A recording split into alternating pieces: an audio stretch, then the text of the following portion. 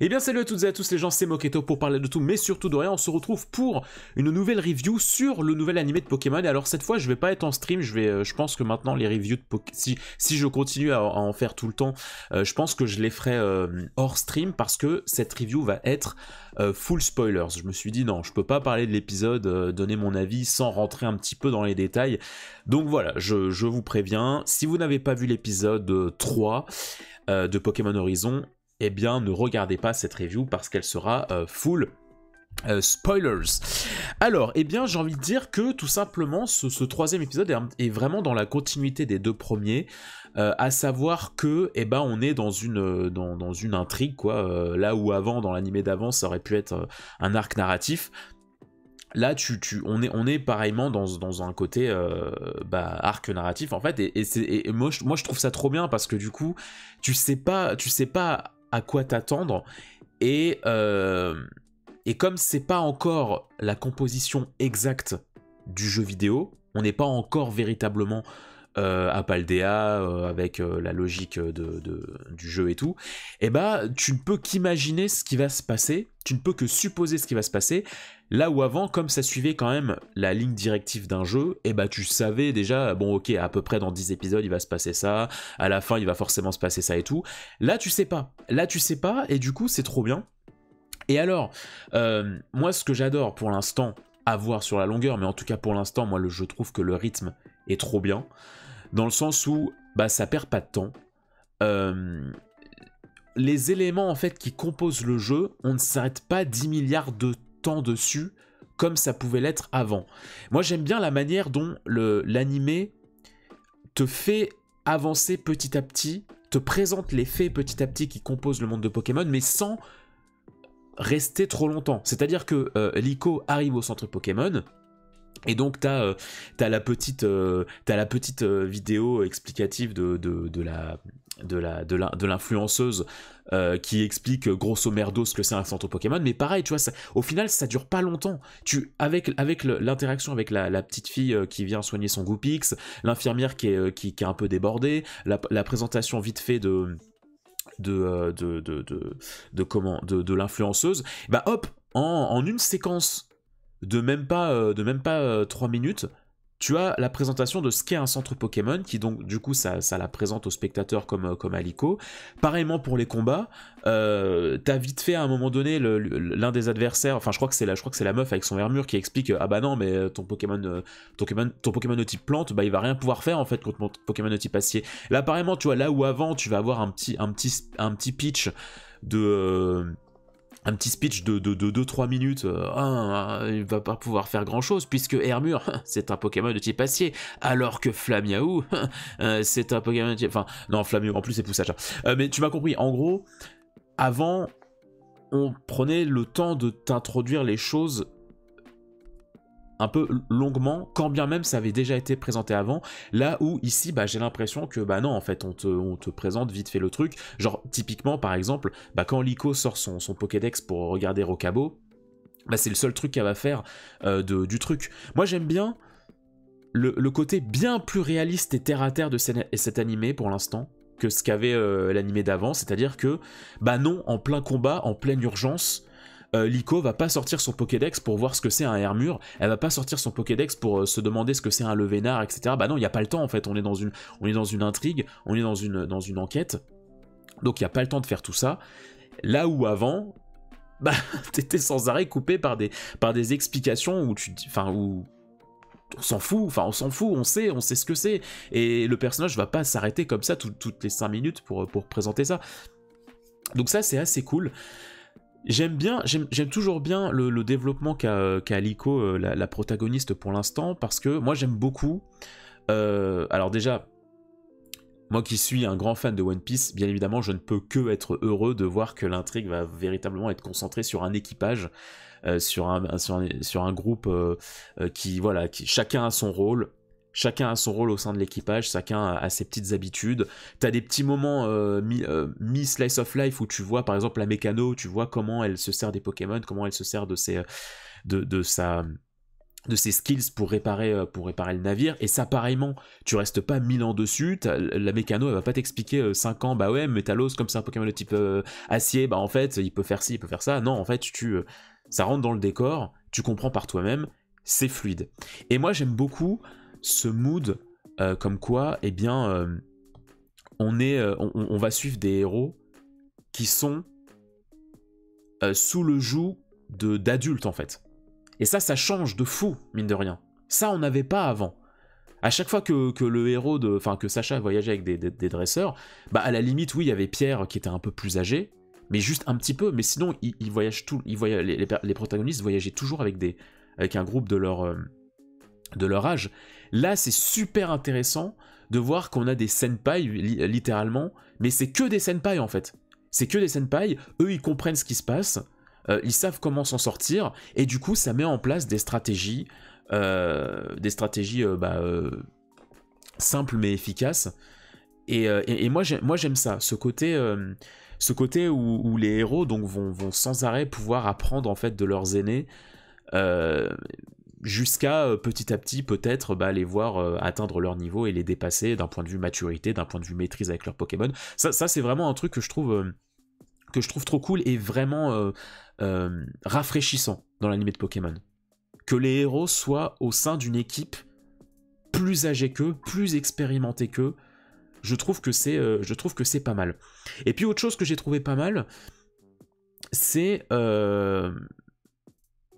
l'utilisation des combats en fait pour l'instant. C'est-à-dire que on est sur un combat qui va vite. Le combat du capitaine là, avec son capitaine Pikachu contre... alors j'ai pas encore le nom, mais le gars avec son Malvalam là. Pareil, ça allait directement sur le... Ça allait droit au but en fait. Ça allait droit au but. Hop, ils arrivent, petit moment de provocation. Bam, je lance mon Pokémon, bam, je lance le mien. Le combat il dure pas 1000 ans, c'est pas un 2 contre 2 ou un 6 contre 6 et tout. Les attaques s'enchaînent.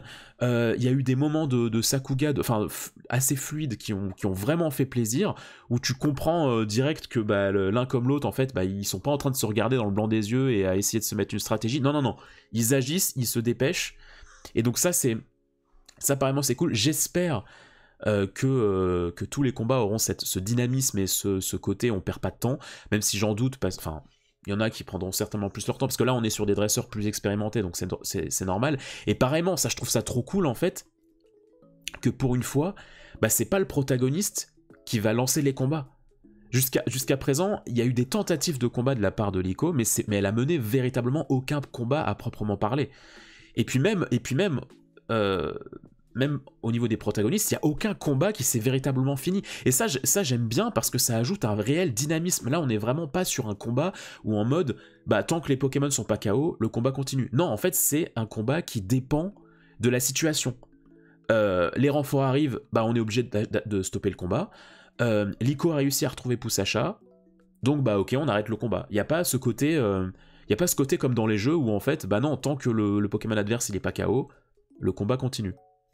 Donc ça je trouve ça trop cool parce que ça ajoute du poids en fait à ce qui se passe, mine de rien, et à l'action. Donc ça c'est trop cool. J'ai bien aimé, j'aime bien, moi il y a un truc que je kiffe, c'est les petits détails qu'il y a, et ça pareil, c'est des détails qu'on n'avait pas du tout avec Pikachu, avec Sacha.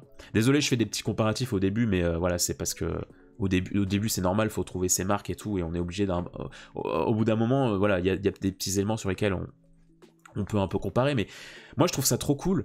Les petits moments, les petites attitudes que a Poussacha, parce que tu sens que c'est un chat en fait.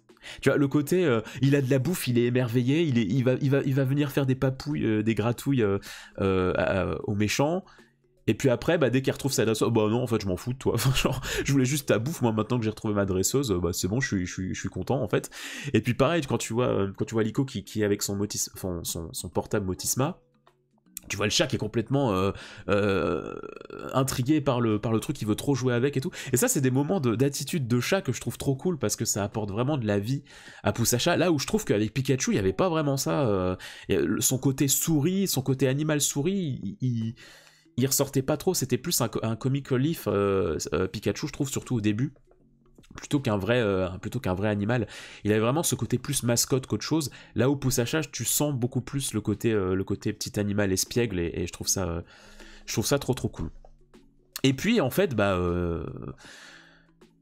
pour l'instant, voilà, j'aime bien comment les choses se greffent, en fait, comment l'aventure se greffe, les petits mystères qu'on a autour de Liko. Et puis j'aime bien, en fait, pour l'instant en tout cas, comment Liko avance, en fait.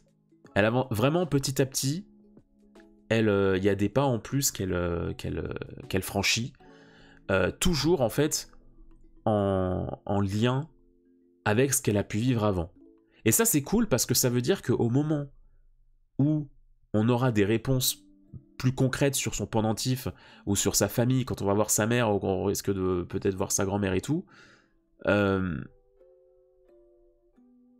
ça va faire que ces scènes vont avoir vraiment du poids, parce que depuis le début, on voit quelle influence a eu son passif. On voit un flashback par-ci, par-là, on la voit qui pense par rapport à sa famille, on voit tout ce que sa famille lui a inculpé, et du coup, tu sens que c'est une évolution qui la suit.